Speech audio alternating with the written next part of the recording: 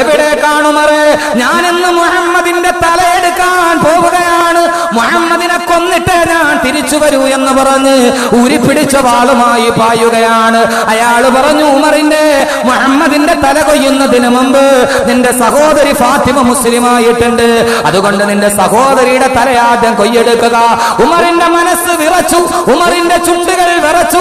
എന്റെ സഹോദരി നമ്മുടെ മതത്തെ തള്ളി പറഞ്ഞു മുഹമ്മദിന്റെ മതത്തിലോട്ട് കടന്നുപോയോ? ബഹുമാനപ്പെട്ട അള്ളാഹുവിന്റെ റസൂലിന്റെ അടുക്കലോട്ട് വന്ന ഉമർ കുതിരയെ തിരിച്ചു. നേരെ പോവുകയാണ് സഹോദരി ഫാത്തിമയുടെ വീട്ട്.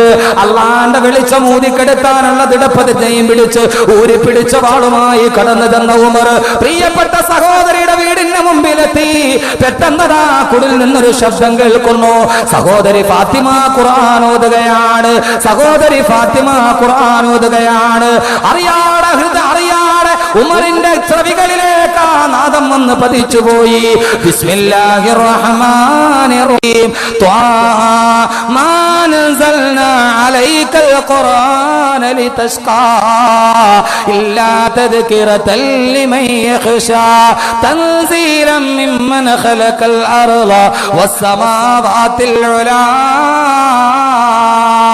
കാട്ടാളന്റെ ശ്രവണേന്ദ്രിയങ്ങളിലേക്ക് എങ്ങനെയോ ഖുർആന്റെ ആയത്ത് വന്ന് കേട്ടു. ത്വാഹ ത്വാഹ മാ അൻസൽനാ അലൈക്കൽ ഖുർആന ലിതസ്ഖാ. ഈ നാദം കേൾക്കേണ്ട താമസം ചവിട്ടിപ്പൊളിച്ച വാതിലിന്റെ മുമ്പിൽ ഉമർ ഇതികർത്തവ്യാമൂടനെ പോലെ നിന്നു. തന്റെ സഹോദരന്റെ പൈശാചിക ഭാവം കണ്ട ഫാത്തിമ പേടിച്ചു വിറച്ചു. കയ്യിലിരിക്കുന്ന ഖുർആൻ അടച്ചു. ഉമർ ചോദിച്ചു, ഫാത്തിമ നീ എന്താണ് ഓതിയത്? ഞാൻ ഖുർആനാണ് പാരായണം ചെയ്തത്. കാട്ടറബി ചോദിക്കുകയാണ്, ഫാത്തിമ ഒന്നുകൂടി ഒന്ന് പാരായണം ചെയ്യുമോ? കൊല്ലാൻ വന്നവൻ ചോദിക്കുന്നു, ഒന്നുകൂടി ഞാനതൊന്ന് കേട്ടുകൊള്ളട്ടെയോ? ഫാത്തിമ അതൊന്നുകൂടി ഒന്ന് പാരായണം ചെയ്യുമോ? ഫാത്തിമ പറഞ്ഞു, ഇല്ല ഉമറേ, നീ അശുദ്ധിയാണ്, നിനക്ക് ശുദ്ധിയില്ല, ഇത് ശുദ്ധിയില്ലാത്തവന് കേൾക്കാനുള്ളതല്ല. ലാ യമസ്സുഹു ഇല്ലൽ മുത്തഹ്ഹറൂൻ. ശുദ്ധിയില്ലാത്തവന് ഇത് കേൾക്കാൻ പാടില്ല. ഉമർ കൊച്ചുകുട്ടിയെ പോലെ പോയി വളു ചെയ്തു. ഉമർ ശരീരം കഴുകി വൃത്തിയാക്കി ഒരു പൂച്ചക്കുട്ടിയെ പോലെ തന്റെ സഹോദരിയുടെ മുമ്പിൽ ചമ്രം പടിഞ്ഞിരുന്നു. കാതുകൾ കുറിപ്പിച്ചു.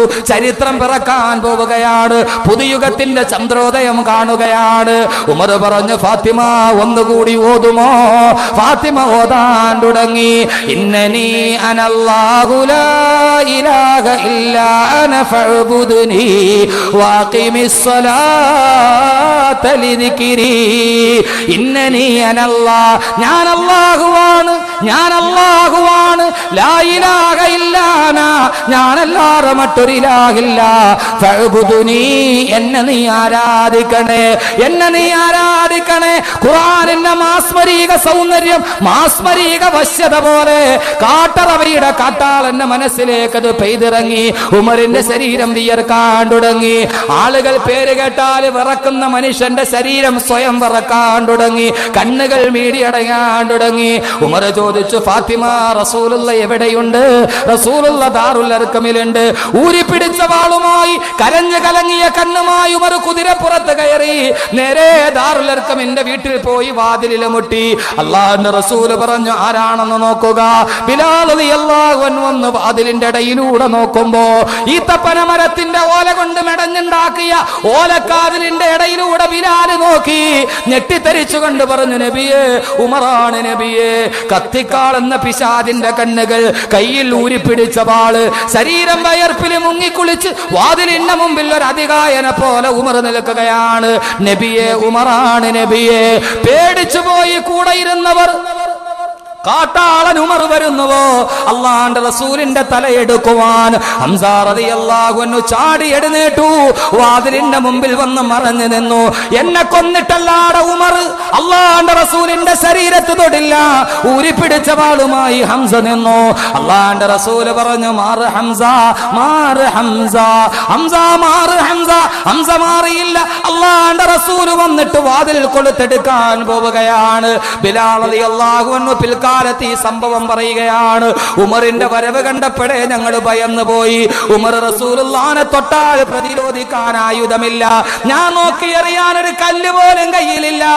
നോക്കിയപ്പോഴാണ് റൂമിന്റെ മൂലയിൽ റസൂലുള്ളാഹി കുടിക്കാനുള്ള വെള്ളം ചൂടാക്കുന്നത്. ബിലാൽ റളിയല്ലാഹു അൻഹു പറഞ്ഞു, തിളച്ച കലത്തിൽ തിളക്കുന്ന വെള്ളം എടുത്തിട്ട് ആ വാതിലിന്റെ പുറകിൽ തിളച്ച കലവുമായിട്ട് ഞാൻ കാത്തുനിന്നു. ഉമറങ്ങാനും റസൂലുള്ളാഹിനെ തൊട്ടാൽ ഈ തിളച്ച വെള്ളം മുഖത്തെ കൊടിക്കണമെന്ന് കരുതി തിളച്ച വെള്ളം നിറച്ച ചൂടുവെള്ളവുമായിട്ട് ഞാൻ കാത്തുനിന്നു. വാതിൽ തുറക്കപ്പെട്ടു. ചെകുത്താന്റെ കണ്ണുകളുമായി ഉമർ അല്ലാഹുവിന്റെ റസൂലിന്റെ മുമ്പിലെത്തി. രണ്ട് കണ്ണുകൾ ഏറ്റുമുട്ടി. റിസാലത്തിന്റെ കണ്ണുകളും പൈശാചികതയുടെ കണ്ണുകളും തമ്മിൽ ഏറ്റുമുട്ടി. അല്ലാഹുവിന്റെ റസൂലിന്റെ മുമ്പിൽ നിന്നുകൊണ്ട് വിതുമ്പി കരഞ്ഞുകൊണ്ട് ഉമർ പറഞ്ഞു, അശ്ഹദു അല്ലാ ഇലാഹ ഇല്ലല്ലാഹ് വഅശ്ഹദു അന്ന മുഹമ്മദർ റസൂലുള്ളാഹ്. കാട്ടാളൻ ഖലീഫയായി മാറിയ ലോകത്തിന്റെ അപൂർവമായ ചരിത്രമാണ് ബഹുമാനപ്പെട്ട സയ്യിദുനാ ഉമർ ഇബ്നുൽ ഖത്താബ് റളിയല്ലാഹു തആല അൻഹു. ഒരൊറ്റ ആയത്ത് കേട്ടപ്പോ നാട് മുഴുവനും എഴുതിത്തള്ളിയ മനുഷ്യൻ മാറി. നമുക്ക് മാറ്റമുണ്ടോ? നമ്മൾ എത്ര ഖുർആൻ കേട്ടു, ഇപ്പൊ തന്നെ എത്ര ആയത്ത് കേട്ടു. ആരുടെങ്കിലും ഹൃദയത്തിൽ ഇറങ്ങുമോ? ഇറങ്ങൂല. ഖുർആൻ ഇറങ്ങേണ്ടത് എവിടെയാണ്? ഖുർആൻ ഇറങ്ങേണ്ടത് എവിടെയാണ്? ഹൃദയത്തിലാണ്. ചുണ്ട് കൊണ്ട് ഓതലല്ലോ, ഹൃദയത്തിലല്ലേ ഇറങ്ങേണ്ടത്. ഖുർആൻ അങ്ങനെ തന്നെയല്ലേ പറഞ്ഞത്?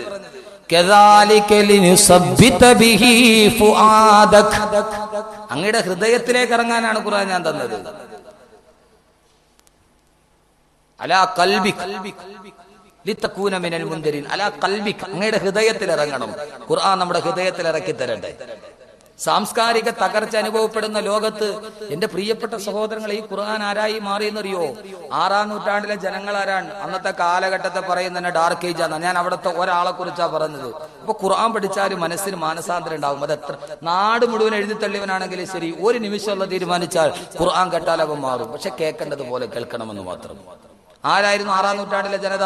ചരിത്രകാരന്മാര് പറയുന്നത് തന്നെ ആ കാലഘട്ടത്തെ ഡാർക്ക് ഏജ് എന്നാണ്, ഇരുണ്ട യുഗം. എന്തേ ഇരുണ്ട യുഗമായത്? 6-ാം നൂറ്റാണ്ടിനെ ഇരുണ്ട യുഗം എന്ന് വിളിക്കുന്നത് എന്താ? അവിടെ സൂര്യനൊന്നും ഉദിക്കാത്തത് കൊണ്ടാണോ? അന്ന് ചന്ദ്രന്റെ വെളിച്ചമില്ലാത്തത് കൊണ്ടാണോ? അല്ല, ആ കാലഘട്ടത്തിലെ ജനങ്ങളുടെ ഹൃദയത്തിന് വെളിച്ചമുണ്ടായിരുന്നില്ല. അതുകൊണ്ടാണ് ഡാർക്ക് ഏജ് എന്ന് വിളിച്ചത്. ആ കാലഘട്ടത്തിലെ ആളുകൾ ഖുർആൻ കേട്ടപ്പോൾ ആരായി മാറി? മടിശീലയുടെ കനം കണ്ടിട്ട് നടന്നു പോകുന്നവന്റെ കഴുത്തിൽ കത്തിവെച്ച് മുറിച്ചെടുത്തിട്ട് മടിശീല കൊള്ളയടിച്ചു കൊണ്ടുപോകുന്ന കൊള്ളക്കാരായി മാറിയെന്നറിയോ? ഖുർആൻ കേട്ടപ്പോ മടിശീലയുടെ വഴിപോക്കന്റെ മടിശീലയുടെ കനം കാണുമ്പോ ആ കനം കണ്ടിട്ട് കത്തി കഴുത്തിൽ വെച്ചിട്ട് അവന്റെ കഴുത്തിറത്തിട്ട് മടിശീല മൂട്ടിച്ചു കൊണ്ടുപോകുന്ന ആളുകൾ ഖുർആൻ കേട്ട് മാനസാന്തരം വന്നപ്പോ ഈ കൊള്ളക്കാർ, പകൽ കൊള്ളക്കാർ, പാതിരാത്രിയിൽ ഉറങ്ങിക്കിടക്കുന്ന ഫക്കീറിന്റെ വീട് അന്വേഷിച്ച് ഉറക്കം വിളച്ച് നടക്കാൻ തുടങ്ങി. മനസ്സിലായോ പറഞ്ഞത്? മനസ്സിലായ? എന്ത് ഉറങ്ങിക്കിടക്കണവനെ നോക്കിപ്പോണെന്ന് ഓട്ടിക്കാനാ? മടിശീല കൊള്ളയടിച്ച ആളുകൾ രാത്രിയിൽ ഏതെങ്കിലും ഒരു പാവപ്പെട്ടവൻ ഉറങ്ങുന്നത് കാണാൻ വേണ്ടി അവർ കാത്തിരുന്നു എന്ന് പറഞ്ഞാൽ ഈ മടിശീലയുടെ കനം നോക്കിയിട്ട് കഴുത്തറത്ത് കൊള്ളവെച്ച ആളുകൾ അവരായിരുന്നല്ലോ. കയ്യിലിരിക്കുന്ന വാളിന്റെ മൂർച്ചയേറിയാൻ അവർ വെട്ടിയിരുന്നത് കല്ലിലായിരുന്നില്ല. കയ്യിൽ കിടക്കുന്ന വാളിന്റെ മൂർച്ചയേറിയാൻ ആദ്യം കാണുന്നവന്റെ കഴുത്തിൽ വെട്ടി നോക്കിയ ആളുകൾ അതായിരുന്നു ഉമർ. ഉമറിന്റെ വാളിന്റെ മൂർച്ച നോക്കണത് നമ്മൾ സാധാരണ വാക്കത്തിക്ക് മൂർച്ച വെച്ചാൽ വാഴ വെട്ടി നോക്കും. ഉമർ അങ്ങനെയല്ല. വാളിന് മൂർച്ചയുണ്ടോ നോക്കാൻ ആദ്യം കാണുന്നവന്റെ കൈത്തണ്ടയിൽ വെട്ടി നോക്കും. മുറിഞ്ഞാൽ ഓക്കെ. അത്രയ്ക്ക് വലിയ വാടക ഗുണ്ടയായിരുന്നു ഉമർ, ഖത്താബിന്റെ മകൻ ഉമർ. പിന്നീട് സയ്യിദുന ഉമർ ഇബ്നുൽ ഖത്താബ് റളിയല്ലാഹു അൻഹു ആയി മാറി. ഇവര് രാത്രിയിൽ, ഈ കൊള്ളക്കാര് രാത്രിയിൽ ഉറങ്ങിക്കിടക്കുന്ന മനുഷ്യൻ. കാരണം എന്താണെന്നറിയാവോ? ഇപ്പൊ നമ്മൾ ഒരാൾക്ക് സദക്ക കൊടുത്താല് 100 ഒരാൾക്ക് കൊടുത്താൽ 100 പേരറിയും. നമ്മൾ കൊടുക്കുമ്പോ പേര് വിളിച്ചില്ലെങ്കിൽ അന്ന് തീർന്ന്. സെക്രട്ടറിയും പോക്ക്, പ്രസിഡന്റും പോക്ക്. എന്റെ പേര് മാത്രം പറഞ്ഞില്ല. ഇനി അങ്ങനെ വേണ്ടാന്ന് വിചാരിക്കുന്നവര് തന്നെ ഒരു 100 രൂപ ഒരാൾക്ക് കൊടുത്താൽ ഒന്നുകിൽ കൊടുക്കുന്ന ആളറിയും, അല്ലെങ്കിൽ വാങ്ങിക്കുന്ന ആളറിയും. 2 പേരറിയാതെ കൊടുക്കാൻ പറ്റുമോ? ഇപ്പൊ ഞാൻ നമ്മുടെ സെക്രട്ടറി ഏതായാലും കബീർ ഉസ്താദ് അത് കഴിഞ്ഞ് പോകുമ്പോ ഒരു 500 രൂപ കൊടുക്കണമെന്ന് തീരുമാനിക്കുണ്ടെങ്കിൽ തന്നാ മതി. നീയത്ത് വെക്കണതിന് കുഴപ്പമില്ലല്ലോ. എനിക്ക് അദ്ദേഹം തന്നാലും ഞാനും അറിയും, വാങ്ങിക്കുന്ന ആളും അറിയും. വാങ്ങിക്കുന്ന ഞാനറിയും, തന്ന അദ്ദേഹവും അറിയും.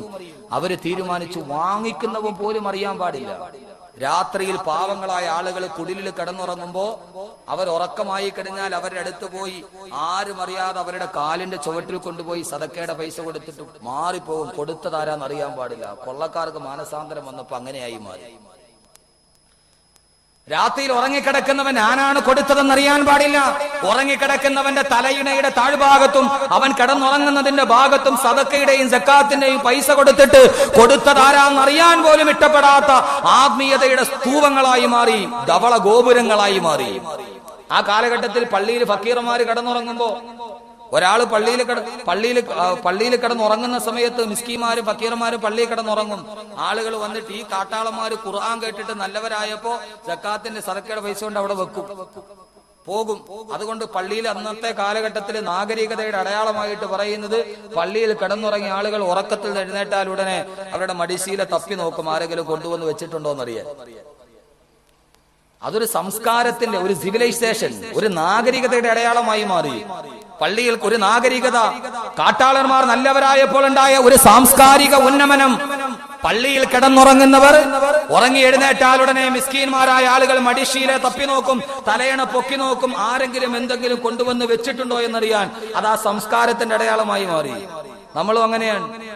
പള്ളിയിൽ കിടന്നുറങ്ങിയാൽ എഴുന്നേറ്റ ഉടനെ നമ്മൾ മടിയിൽ തപ്പി നോക്കും, വെച്ചത് അവിടെ ഉണ്ടോ എന്നറിയാൻ. നമ്മൾ തപ്പുന്ന കാര്യത്തിൽ പറയില്ല, വെച്ചത് ഞാൻ വെച്ചോണ്ട് കിടന്നുറങ്ങിയതിനകത്തുണ്ടോന്നറിയാൻ വേണ്ടി. എന്റെ പ്രിയപ്പെട്ട സഹോദരങ്ങളെ, നാഗരികതയുടെ അടയാളമായി മാറി ആ സമൂഹം മുഴുവനും ഖുർആൻ പഠിച്ചപ്പോൾ. രാക്ഷസന്മാരെയും പിശാചുക്കളെയും തോൽപ്പിക്കുന്ന സ്വഭാവമുണ്ടായിരുന്നവർ